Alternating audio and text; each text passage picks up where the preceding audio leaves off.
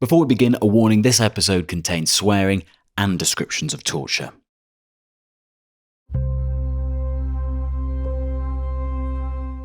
The 1-year anniversary of the Russian invasion of Ukraine came and went. But one mystery endured, a mystery that goes right back to the first day of the war that Sunday Times foreign correspondent Louise Callahan has been trying to get to the bottom of. When the Russian full-scale invasion began on February the 24th, Russian forces were pouring over Ukraine's borders from all sorts of different directions. They were also launching a naval attack, and as part of that, they took this place called Snake Island, which is this completely miserable, windswept, rocky outcrop in the Black Sea, 22 miles off the coast of Ukraine. But that tiny island got this kind of instant global infamy because during the night of the invasion, when the Russian forces came to take the island, they'd radioed from a Russian ship to the command center on the island where the Ukrainian border guards were. And they said, "Surrender immediately, the Russian warship is here." And the Ukrainian border guards are replying saying, "Russian warship, go fuck yourself."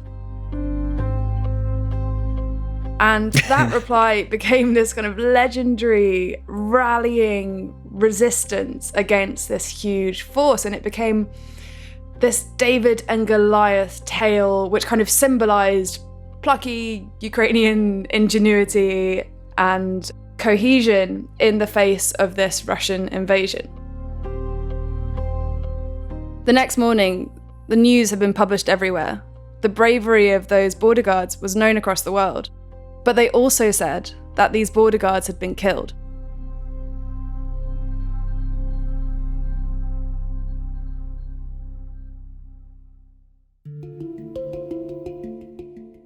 The report said the Russians opened fire and killed all 13 border guards, all for telling the warship to go fuck itself. President Zelensky said on Snake Island, defending it to the last, all the border guards died heroically. They did not give up. He said all of them would be posthumously awarded the title of Hero of Ukraine.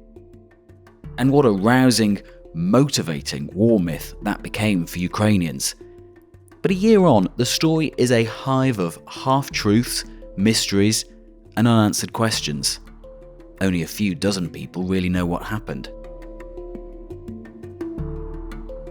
You're listening to Stories of Our Times from The Times and The Sunday Times. I'm Luke Jones. Today, what really happened on Snake Island.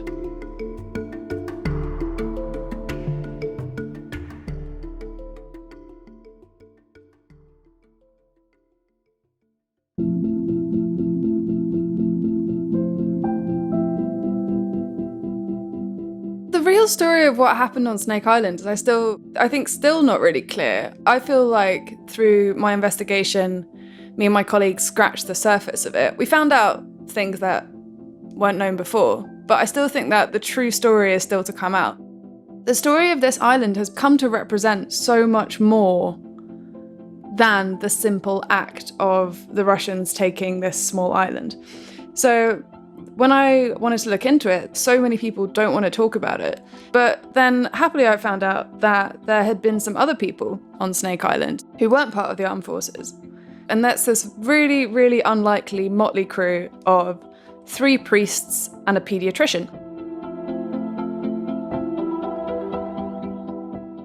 And one of them who was particularly helpful in illuminating some of this is Father Vasil. He was one of these priests. What was he like? What did you make of him when you met him? We went to see him in his church that he runs in Odessa.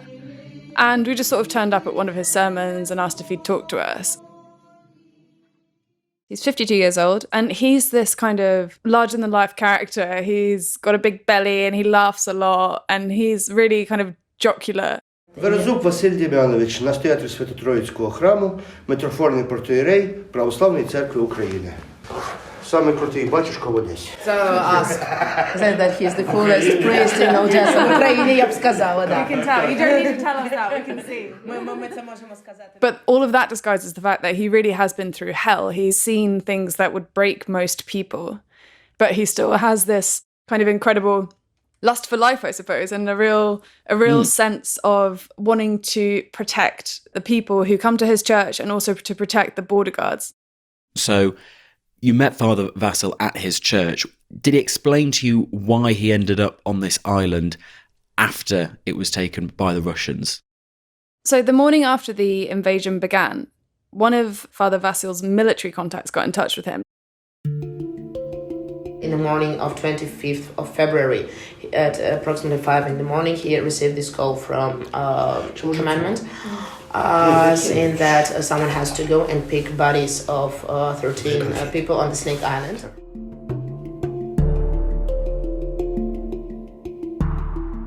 Throughout this episode, you'll hear from Louisa's conversation with Father Vasil and with the paediatrician via her translator.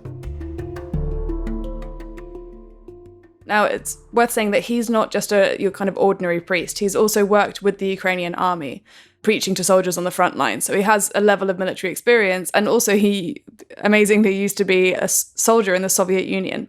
So he has, some understanding of military situation, some contacts in the military. Anyway, someone gets in touch with him and says, look, we need you to do something. It's really, really dangerous. And he says, yeah, no problem. I've got this. And he's asked, along with 2 other priests and a paediatrician, who works in a local hospital, to go and pick up the bodies of the Ukrainian soldiers who allegedly were killed on Snake Island. So at this point, everyone thinks they've been murdered by the Russians after telling them to go fuck themselves. Yeah. Father Vasil says, yeah, he's been preparing his flock in Odessa for the Russians to launch a huge assault on the city, which is on the sea. And so he's got people emptying out bottles of sacramental wine to make Molotov cocktails from. Стекляні, бо пластикові бутилки ж не розбиваються. They took wine out of these glass bottles to special reservoirs to keep it, and all the bottles were sent to Kanatna to make cocktail of Molotov. So did you empty them out? And he actually saved all this wine because he thought it would be a waste to throw it away, and they're still drinking it today. But he's pulled away from that task in order to go and pick up the bodies of these sailors. So him, the other 2 priests, and the paediatrician, they get on a ship and they spend a couple of days getting to Snake Island. Because of the fighting, because of the war, there's various delays. Some Russian soldiers come on board and Father Vasil amazingly starts kind of trying to debate with them. They're saying, oh, well, Ukraine was such a big threat to Russia, so we had to do something. We're just striking back after the threats from Ukraine, and Odessa's going to be Russian in just a couple of days. Just hang out here for a few days and then you can go back to Russia. We're going to take care of you. And Father Vasil's arguing with them, saying, well, that's not right. Are you mad? Ukraine's this tiny country. How can it be threatening Russia? No thanks. We don't want to be rescued. Bugger off.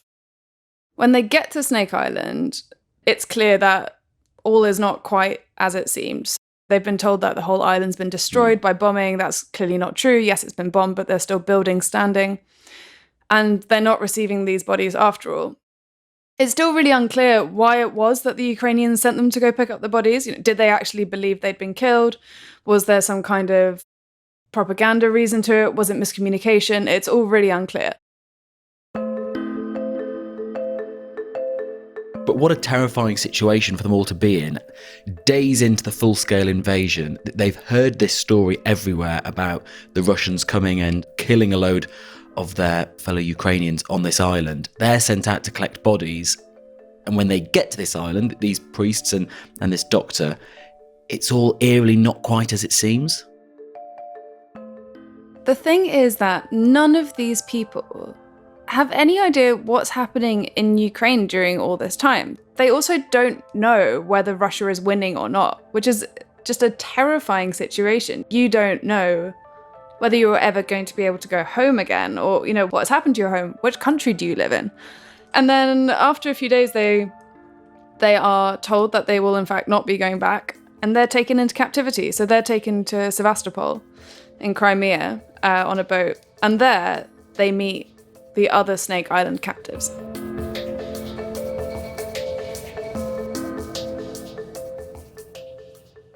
That's right, they survived. The border guards and Navy officers manning Snake Island on that day, the day of the invasion itself, weren't killed. They all survived and were taken prisoner. And the reason why so many people don't want to talk about it is because there's still these Ukrainian soldiers in captivity in Russia. I think probably about half of the soldiers who were taken captive last year are still in captivity. So for that reason, there is a real reluctance among those who've been released to talk about it because they want to keep their comrades safe. So now the priests and the pediatrician, they've been on this incredible journey from Odessa to Snake Island, where they believe they're about to find a load of bodies which they need to take back, only to find that there's no one there. It's not as bombed out as they've been led to believe. The Russians take them hostage and take them to Crimea. To get a closer sense of what actually happened, someone else takes on that part of the story. So when I was interviewing Father Vasil, then this border guard who we're calling Ivan, it's not his real name, he turned up. He just happened to be going to see the priest. And so that was really lucky for us because we got to have an insight directly from a border guard into actually what happened, which is extraordinarily rare. And he spoke to us without giving too many details because he wanted to protect his comrades who were still in captivity, but we still got a really good sense of what actually happened. So when the Russians started approaching the island, first off, they sort of attacked it quite heavily, not in as dramatic a fashion as people had first believed. I think people at first thought that the island had been sort of entirely carpet bombed and destroyed, but they were shelling and there were airstrikes. The border guards, they were hiding out, and then they were in contact with all of their superiors on the mainland. Eventually the Russians radio through, and Ivan was actually standing in the room when this message came through, asking them to go and surrender. And then the famous retort. And I said, "What was your reaction?" And he said, "Well, I thought we were all going to die." That's the only thing that seemed possible. They could see these huge warships going past, including the Moskva, which at the point was the pride of the Russian Navy, this huge warship. Russian soldiers stepped onto the island and they got all the Ukrainian soldiers there to go down to the docks and to lie down with their hands behind their heads. And then, amazingly, the Russians seem to have tried to convince the Ukrainians to come over to their side. And no one took them up on their offer, unsurprisingly. But then they sort of didn't really know what to do with them. They were talking for a while, are we going to kill them? Are we not going to kill them? They seem to have decided against it. And then instead they took them captive. I can't imagine what a terrifying ordeal this was for the Ukrainian soldiers, but Ivan's a very sort of serious guy and told us this in this incredibly calm, straightforward way. They're taken to Sevastopol in Crimea. Then they try to interrogate them. But they also film a propaganda video of these Ukrainian border guards getting off the bus at Sevastopol. They broadcast that on the Russian state media. I think at that point, it becomes very clear that these guys actually survived and that this isn't a story of Russia massacring all these incredibly brave people. This is going to be a long effort to try and get them back to Ukraine. Louise, take us inside this prison or whatever it is where they're all kept captive, not just the people who were stationed on Snake Island when the Russians attacked it and took it, but also now the priests and the pediatrician who were sent to come and recover their bodies thinking that they'd all been killed on the island. They're all hostages now, and what kind of conditions were they in? What was happening to them? So they get taken around to several different places in Crimea and also in Russia. They go through several different prisons and also a prison camp, which is right near the border with Ukraine on the Russian side. And the conditions were absolutely appalling, I think, and particularly for the priest. First of all, it was freezing cold. It was right in the winter. They were staying in these cells which, had open windows, some of them, and cold cement floors, no blankets, anything like that. So they were genuinely worried that they would freeze to death. And it was super cold there. He spent there 3 days. Russians made him take off all the clothes, so he was naked. And he couldn't sleep for 3 days because he was just standing in one place. That was one problem. The other was the food. So they were given extraordinarily little food. I've seen pictures of Father Vasil after his imprisonment, and he's completely unrecognizable. Right, just from the weight that he lost? Yeah, absolutely. I mean, they lost huge amounts of weight, all of them. They were basically on a starvation diet, kept barely alive. And what were the Russians saying to them? Well, that was, I think, one of the hardest things for the prisoners to understand, and something that they all brought up, was that the Russians would genuinely believed the propaganda, that they were really, really brainwashed, and it was just impossible to talk to them. I think with the priests, they found it particularly difficult because the Russians just didn't believe that Father Vasil, for example, was a priest. Asking whom are you working for, which department of intelligence. He was laughing, saying like, I'm not intelligence, like our intelligence group are working for us because we are Ukrainians. They thought he was some kind of deep cover suicide operative who's been sent to blow up Snake Island. And him and the doctor were like, well, what are you talking about? That doesn't even make sense. If they were going to do that, why would they pick this, overweight priest in his 50s and a pediatrician to go and do this? It's so strange. And then they wouldn't believe at all that their mission existed. But they also genuinely thought that they believed all the things in Russian propaganda about how the Ukrainians are all Nazis, how they're not allowed to speak Russian in Ukraine, which is completely untrue. Almost everyone's completely bilingual. I think at first the doctor and the priest, they kind of tried to explain that what the Russians believed wasn't true, but they were just so far gone that they didn't want to understand any of it. So I think that was genuinely terrifying for them. Their interrogators would just refuse to believe that they said who they thought they were. They were saying they were spies, and obviously if you're a suspected Ukrainian spy in a Russian prison, your chances of survival are low.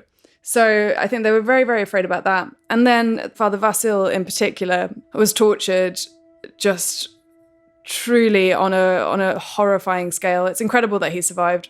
Russians interrogated him. So two were pulling his arms and legs, and at the very same time beating him on kidneys and beating him with electricity.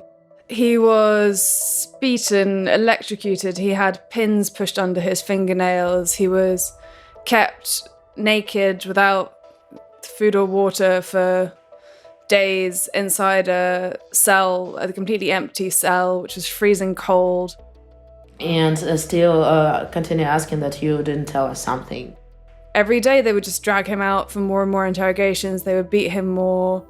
And I think the measure of it was just so appalling that at one point he said, he was so ashamed to admit it to me, but he said, well, I wanted to end my life. At some point he was hallucinating in this room because it was merged between activity and sleeping because he couldn't sleep for all this time. And he really felt that he wanted to die. And I think for a priest, with the beliefs that he holds, that's obviously a huge, huge thing to say.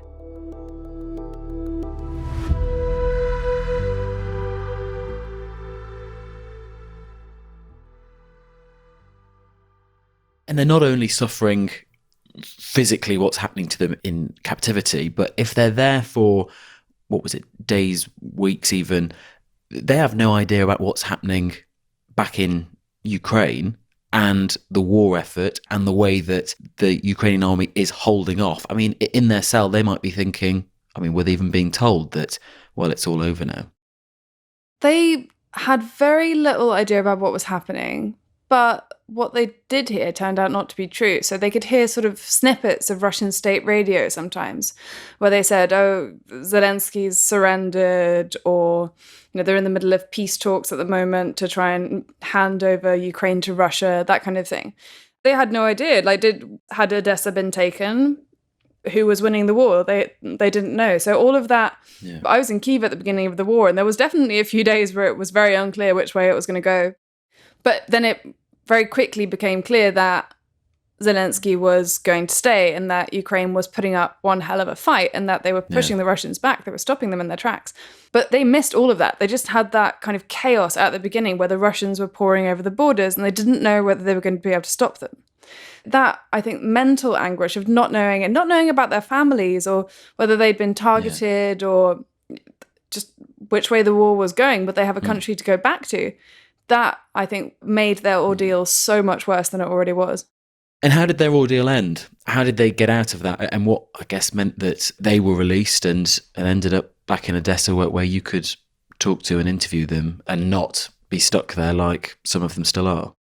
After more than a month in captivity, the doctor and two of the priests were released completely without any explanation. They were basically given back to Ukraine in a prisoner swap. Since the beginning of the war, there has actually been quite a sophisticated, well-functioning system of prisoner swaps going on between Ukraine and Russia. So they were taken to a border crossing point, and then they went into Ukrainian territory, while on the other side they could see Russian soldiers coming into Russian-held territory. Father Vasil, the priest, was released after that. He was held longer. I remember the doctor told me that as he was crossing over the border, he still had absolutely no idea what had happened to his home. He didn't know which country Odessa was in, or who the forces were that were controlling Odessa. He didn't know how they would be received by the Ukrainians, because the Russians had constantly told them that, oh, if you go back, you'll be seen as a traitor, or, you're going to be arrested when you go back because they'll think that you've been turned in Russian captivity. But the doctor told me that he was going down the road in Ukraine, driving along in this bus, and he saw this billboard where it said the famous catchphrase, Russian warship, go fuck yourself. That was a big deal for Ukraine, firstly because part of propaganda and anti-Russian propaganda as well, because Russians were thinking that they are so mighty, and it appeared that they're not. I think that was the point where he started realizing the huge kind of importance and symbolism that this episode had, and the role that he'd played in it. And was it right that Russian warship Go Fuck Yourself ended up in like pop songs and things as well? I think one pop song, it was the chorus of one that's on the face of stamps, which were sold out everywhere. And it's on billboards all across Ukraine. When you're driving around, you see it everywhere. It usually has a picture of a warship sinking, sometimes in the shape of the Kremlin, and then it's written on top, Russian warship, go fuck yourself. So it's this kind of real rallying cry. It's something that everyone in Ukraine knows. It was something to really latch onto. And the island now, of course, back in Ukrainian hands. It spent a few months in Russian hands before the Ukrainians took it back. It was quite controversial, actually, because the Ukrainians expended a huge amount of weaponry in order to retake it. And there was quite a lot of moaning from various quarters about shelling a completely uninhabited island that we don't really need. Yeah. The Ukrainian government and the armed forces argument is that it's very strategically located. But I think almost more importantly, it was such a huge propaganda victory to be able to retake Snake Island. And I think they must have made that judgment that the cost of the weaponry was worth it. How's Father Vasil now? Is he recovered? I mean, you went into such horrible detail about what happened to him physically and mentally. How is he? Well, he's back at work and he's put on a lot of the pounds that he lost in Russian captivity.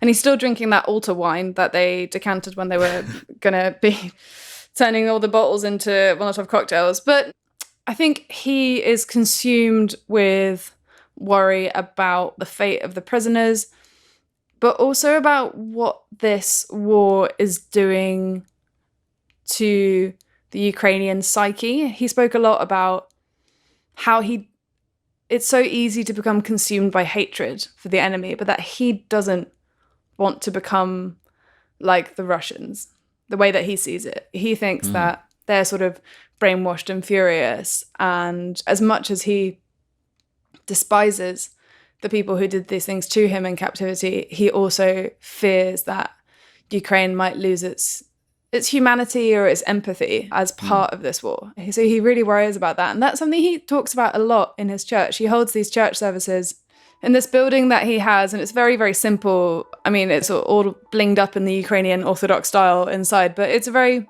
simple building. It's a simple church.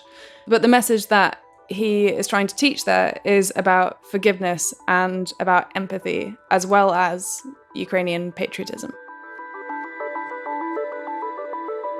Louise, you've reported from so many different conflicts around the world. What do you make of the role that all of this played, as you say, in stirring Ukrainians around the war effort? This kind of myth. Have you seen anything like it elsewhere? Of course, yeah. Every war has its myths. Every war has its heroes. And in Ukraine, there are more as well. There was the ghost of Kiev, if you remember, another sort of semi-legendary figure who was this ace fighter pilot who'd shot down so many Russian planes, and and that's still incredibly murky, the story of whether that's true or not. Think of all wars. They all have these moments, they all have these people. Dunkirk, even, the idea of the Dunkirk spirit. Dunkirk was a huge loss. It was a rout. It was a defeat.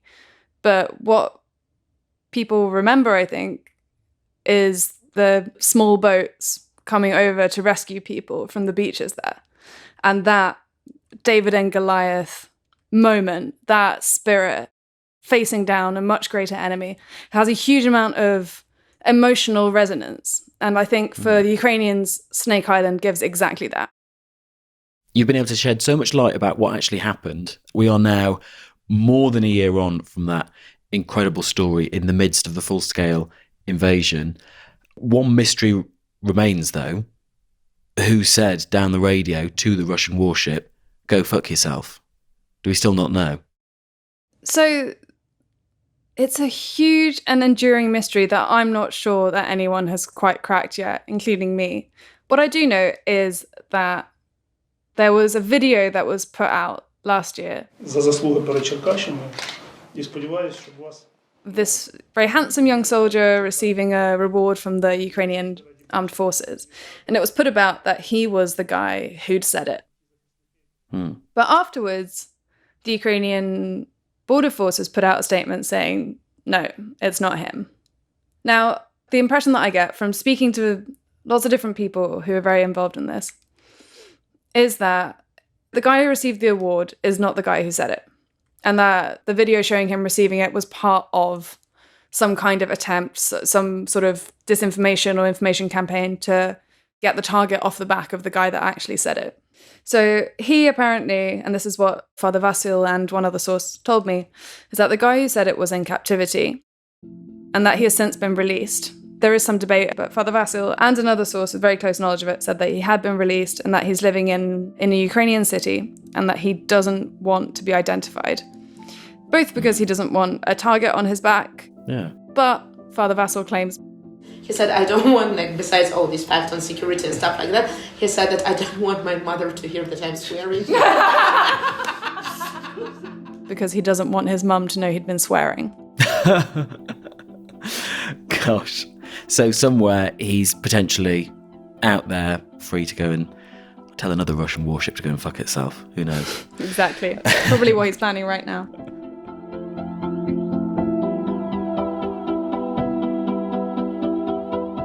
You've been listening to Stories of Our Times, a podcast brought to you thanks to subscribers of The Times and The Sunday Times, with me, Luke Jones, and my guest, foreign correspondent for The Sunday Times, Louise Callahan. If you're a subscriber of The Times, you can read more of Louise's reporting from the war in Ukraine, or even about the Pope's recent visit to the Democratic Republic of Congo at thetimes.co.uk. The producer today was Ed Drummond, the executive producers were Kate Ford and James Shield, and sound design was by David Crackles. If you can, leave us a review. It helps other people find us. Goodbye.